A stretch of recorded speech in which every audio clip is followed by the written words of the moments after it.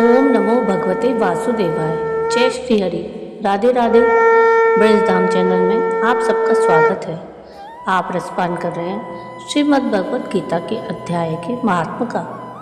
अब तक आप श्रीमद् भगवत गीता के 15वें अध्याय तक के महात्म की कथा का रसपान कर चुके हैं।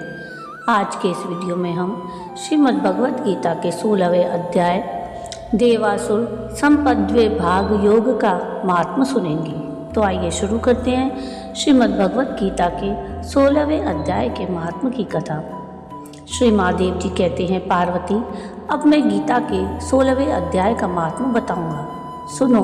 गुजरात में सौराष्ट्र नामक एक नगर है। वहाँ खड़गबाहु नाम के एक राजा राज्य करते थे, जो दूसरे इंद्र के समान प्रतापी थे।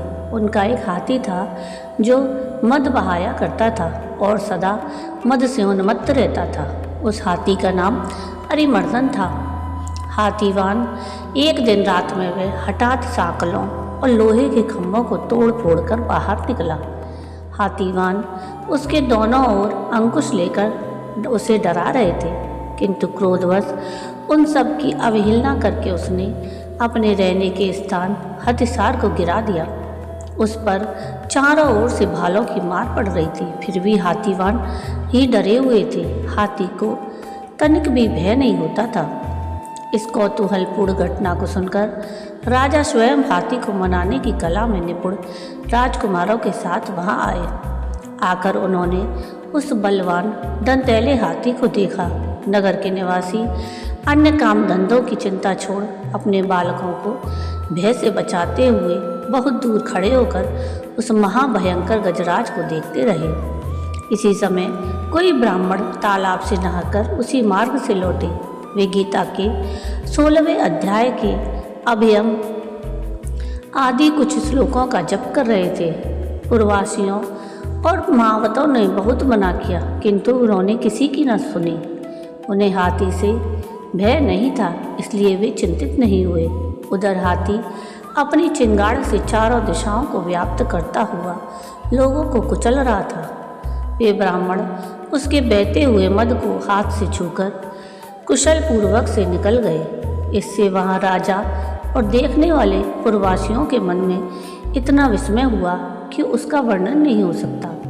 राजा के कमल नेत्र चकित हो उठे थे।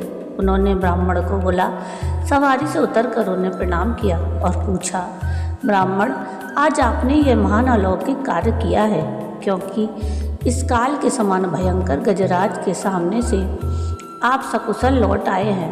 प्रभु, आप किस देवता का पूजन और किस मंत्र का जप करते हैं? बताइए, आपने कौन सी सिद्धि प्राप्त की है?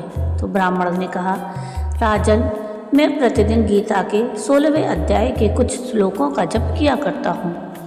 इसी से सारी सिद्धियाँ प्राप्त हुई हैं। श्री महादेव जी कहते हैं, तब हाथी का कौतूहल देखने की इच्छा छोड़कर राजा ब्राह्मण देवता को साथ ले अपने महल में आए। वहाँ शुभ मुहूर्त देखकर 1,00,000 स्वर्ण मुद्राओं की दक्षिणा दे उन्होंने ब्राह्मण को संतुष्ट किया और उनसे गीता मंत्र की दीक्षा ली।